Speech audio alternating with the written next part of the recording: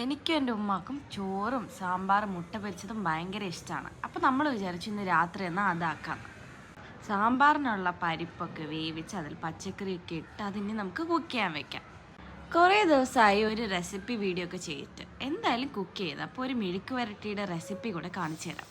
അതിനായിട്ട് 2 ബ്രിഞ്ചോൾ ഇതുപോലെ കട്ട് ചെയ്യാം. പിന്നെ ഒരു പകുതി സവോള, പകുതി തക്കാളി ഇതുപോലെ കട്ട് ചെയ്ത് ഒരു പച്ചമുളക് നടുകെ കീറിയെടുക്കാം.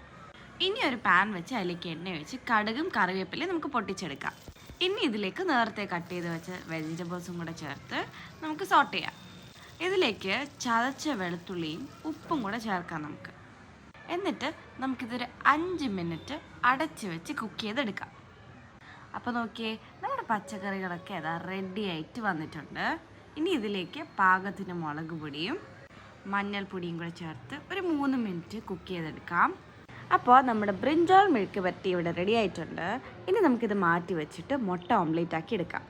മുട്ട ഓംലേറ്റ് ഉണ്ടാക്കുന്ന ഉമ്മച്ചിയാണ്. അതിനായിട്ട് ഒരു പാത്രത്തിൽ ചെറുതായി കട്ട് ചെയ്ത് വെച്ച സവോള, പച്ചമുളക്, ഉപ്പ്, പിന്നെ അതിലേക്ക് മുട്ടയും കൂടെ പൊട്ടിച്ച് വെച്ച് നല്ലതുപോലെ ബീറ്റ് ചെയ്ത് വെളിച്ചെണ്ണയിൽ വറക്കാം.